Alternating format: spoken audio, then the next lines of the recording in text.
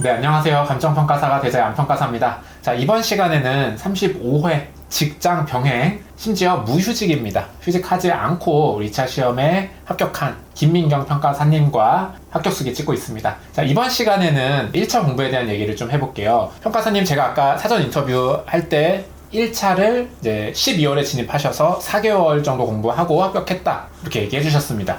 맞나요? 네, 맞습니다. 네, 일단 점수부터 좀 알려주시죠.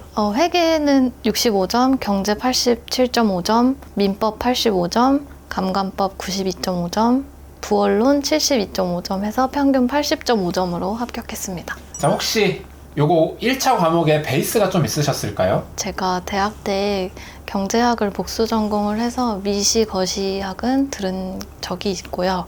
회계는 한 1년 정도 전에 신용분석사 공부를 했었어서 회계, 경제는 베이스가 있었습니다. 네, 알겠습니다. 약간 베이스가 있었던 거는 기억해 주시고요. 우리 4개월이지만 그 4개월의 공부 어떤 시기별 비중, 공부 순서 이런 건 어떻게 됐나요? 공부 순서는 부언론, 민법, 회계, 경제, 감감법 순으로 공부를 했고요. 부동산학 원론이 그나마 이제 이해하기 쉽다고 들어서 먼저 시작을 해봤고, 감감법은 암기량이 많다고 해서 마지막에 했습니다. 보통은 어려운 회계 경제부터 시작하는데 뭐 또 이렇게 또 접근하셔서 뭐 크게 문제 없었다라고 합니다. 그러면은 요 과목 순서로 공부하시긴 했는데 뭐 좀 구체적인 기간별로는 어떻게 공부하셨어요? 12월에 진입하셨으니까 12월부터 1월까지 그때는 어떻게 하셨어요? 12월부터 1월까지 2개월 동안 감감법을 제외하고 4과목의 강의를 몰아들었습니다. 요거 강의는 어떤 식으로 들으셨어요? 뭐 복습하는 방법 이런 거는? 복습은 안 하고 그냥 쭉 들었습니다. 그냥 뭐 끄덕끄덕 하면서? 네, 그냥 이해는 안 하고 끄덕끄덕 하면서 들었습니다. 근데 이게 뒤로 갈수록 처음에는 이해 안 되는 게 조금씩 있다가 이게 뒤로 갈수록 이해 안 되는 게 막 엄청 많아져가지고 네. 뒤쪽 가면 이게 뭔 소리야 이렇게 될 것 같은데 네. 실제로도 어땠어요? 네, 실제로도 점점 쌓여가는 그게 조금 걱정이 됐고, 그치만 이제 또 강의 하나 듣고 복습하고 이럴 시간이 없었기 때문에 우선 강의를 한 번은 들어야 하니까 빨리 듣고 치워버려야겠다, 이렇게 생각하고 강의를 2달 안에 빨리 들었습니다. 그러면 약간 강의 듣는 건 중요한 공부가 아니다라고 생각했던 것 같아요. 강의를 들어야 이제 시험 범위를 알 수 있으니까 강의는 꼭 필요하지만, 저는 이제 강의를 듣는 시간은 공부 시간이 아니라고 생각을 해서 빨리 저의 공부 시간을 확보하기 위해서 빨리 들었습니다. 네, 알겠습니다. 그럼 이렇게 해서 1월까지는 강의 다 몰아들었고, 그럼 2, 3월, 2개월 동안은 어떻게 공부했어요? 민법, 감감법, 부원론은 이제 스텝 1 교재를 계속 반복하면서 암기를 하려고 했고요. 회계랑 경제는 문제 풀이를 하면서 문제 푸는 법을 익혔습니다. 참고로 여기서 말하는 스텝 1 반복해서 보신 것과 약간 저희 랜드잇은 약간 요약집 같은 교재죠. 네. 근데 스텝 0가 좀 제대로 된 기본서고 스텝 1은 약간 요약집이고 그 요약집을 반복해서 봤다. 네. 알겠습니다. 그럼 혹시 요 2월, 3월 동안 5과목 다 공부하신 건데 하루에 뭐 한 과목씩 하신 건가요? 이건 어떤 식으로 했어요? 평일에는 이제 4시간 정도 공부 시간이 있으니까 2시간씩 나눠서 2과목씩 공부했습니다. 그럼 이렇게 개략적인 얘기 들어봤고요. 돌이켜 봤을 때 직장인으로서 내가 4개월 만에 합격할 수 있었던 가장 중요한 이유를 딱 하나만 꼽으면 뭔 것 같아요? 직장인은 시간이 없다 보니까 강의를 최소화하고 개인 공부 시간을 최대한 확보했던 게 가장 중요한 요인이었던 것 같습니다. 그러면 강의를 많이 안 들었나 봐요? 네, 저는 각 과목당 강의를 1개씩만 들었습니다. 그러면 혹시 과목별로 하나씩은 뭐 들었어요? 회계는 문풀 강의를 들었고요. 그리고 나머지 경제, 민법, 감감법, 부동산학 원론은 스텝 1만 들었습니다. 랜드잇에서 이제 가장 이제 시험에 빈출되는 걸로만 요약해둔 그 강의만 들었다라고 합니다. 그러면 과목별로 1개씩만 듣고 나서는 어떻게 공부했어요? 회계랑 경제는 이제 강의에서 제공해 주시는 기출문제를 3번씩 풀었습니다. 그리고 민법, 감감법, 부동산학 원론은 그 스텝 1 요약집만 여러 번 반복해서 암기했습니다. 그리고 나서 또 하신 게 있으실까요? 시험 한 달 전에는 최근 기출문제를 큐넷에서 뽑아서 3개년치를 시간 재면서 풀어보았습니다. 혹시 시중 모의고사 보시는 분들도 많은데 그거는 따로 안 챙기셨나요?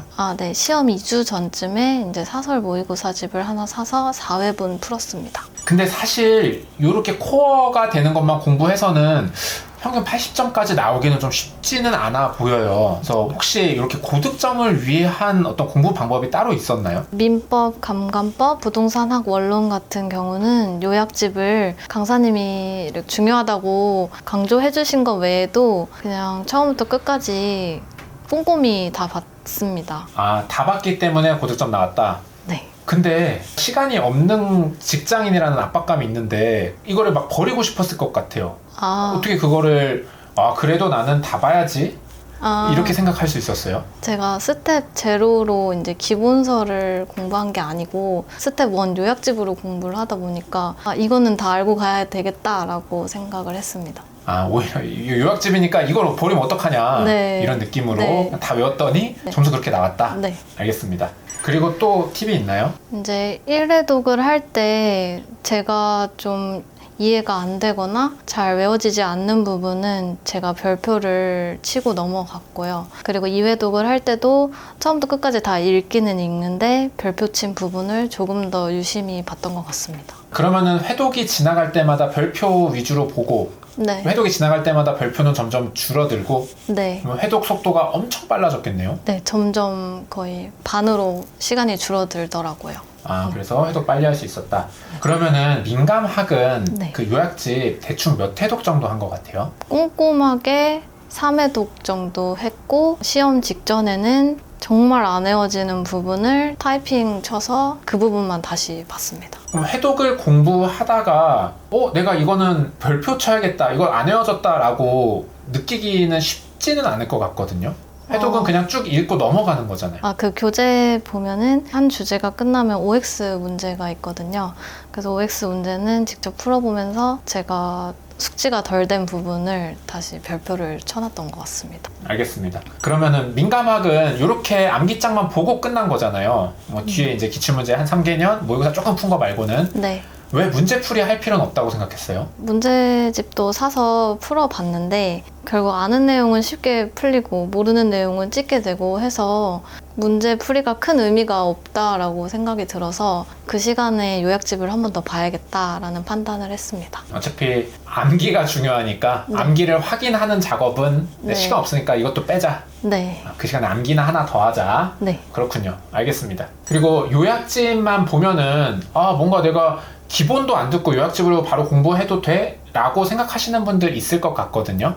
요거는 실제 공부해보니까 어땠어요? 요약집이 기본서보다 얇은 거지 충분히 두껍고 충분한 내용을 담고 있어서 요약집으로도 충분했던 것 같고요. 그리고 민법 같은 경우는 내용 설명이 자세히 돼 있어서 이해에 도움이 됐고 감감법이나 부원론은 개인적으로는 이해할 내용은 크게 많지 않아서 괜찮았던 것 같습니다. 네, 알겠습니다. 그 다음에 회계랑 경제. 그 중에서 이제 회계부터 한번 해볼게요.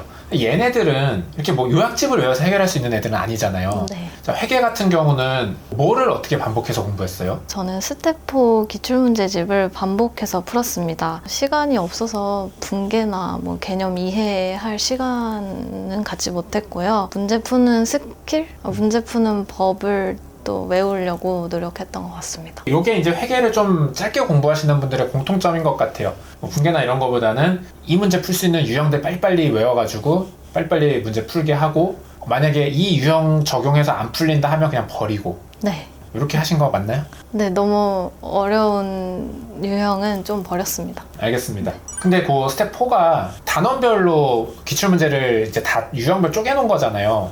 요것만 반복해서 풀어도 충분하셨어요? 스텝 4가 이제 유형별로 개념을 익히기에는 정말 좋은 자료였고 그래서 이제 스텝 4를 3회독한 이후에 제가 처음으로 이제 기출문제 큐넷에서 뽑아서 40분 재고 풀어봤는데 아직도 기억이 나는 게 40점이 나오는 거예요. 저는 유형별로 다 숙지가 됐다고 생각을 했는데 막상 이제 여러 주제가 섞여 있는 문제를 풀다 보니까 바로바로 풀이법이 떠오르지도 않고 시간 관리도 잘 안 됐습니다. 그래가지고 그때부터는 이제 기출문제랑 모의고사 문제를 구해서 시간 재고 쭉 푸는 연습을 했습니다. 논점이 섞여져 있는 것도 빨리빨리 대처하는 훈련을 한 거군요. 네. 혹시 조금 더 회계 다른 팁들은 없을까요? 유형별로 이제 개념 숙지를 한 다음에 시험장에서 어떻게 풀지를 좀 생각을 해놔야 되는 것 같아요. 그래서 저 같은 경우에는 말 문제 먼저 쭉 풀고 그리고 원가 회계를 먼저 풀고 재무 회계를 푸는 방식으로 풀었습니다. 근데 이제 풀 때에도 딱 봐도 바로 안 풀릴 것 같다 하는 거는 그냥 과감하게 넘어가고 나중에 다시 돌아와서 풀었습니다. 그럼 말 문제 원가 재무 순으로 푼 그 기준은 뭐예요? 말 문제는 딱 봤을 때 풀리는 문제는 풀리고 모르는 건 모르는 게 명확해서 먼저 빨리 풀고 넘어갔고 그다음에 원가는 이제 문제 수가 적고 저는 개인적으로 원가가 좀 더 재밌었기 때문에 원가를 먼저 푸는 전략으로 갔습니다. 알겠습니다. 자, 그럼 요약하면 회계 같은 경우는 논점별 기출문제집을 반복해서 풀고 물론 이제 베이스가 있으셨기 때문에 바로 이렇게 문제풀이로 들어가신 거예요. 스텝 4를 반복해서 풀고 마지막으로 모의고사랑 기출문제 실제 보면서 문제 푸는 순서 이런 스킬 같은 거 연습하면 되겠다.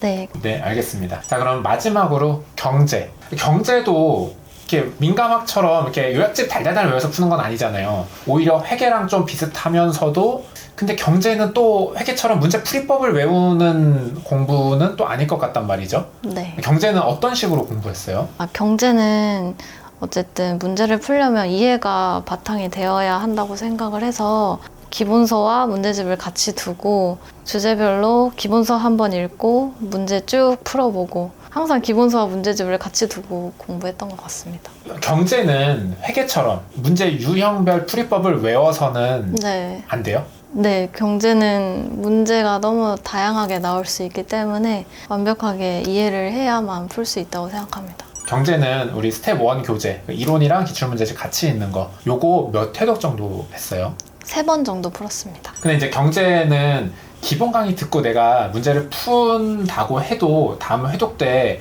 기억이 안 나는 경우가 되게 많거든요. 네. 요럴 때는 어떻게 해결했어요? 경제는 모르는 논점은 기본 강의를 다시 들었습니다. 그 부분만. 뭔가 공부를 대체로 암기로 해결하시는 분인데도 경제만큼은 내가 잘 모르면 암기가 아니라 기본 강의 듣고 이해하고 넘어가셨나 봐요. 네, 맞습니다. 네, 알겠습니다. 이렇게 했더니 경제 87.5점 받았다라고 하십니다. 이렇게 해서 회경 민간부 어떻게 공부하셨는지 얘기 들어봤습니다. 우리 잠시 쉬었다가 이제 진짜 합격 수기죠. 실무 공부에 대한 얘기 들어보도록 하겠습니다.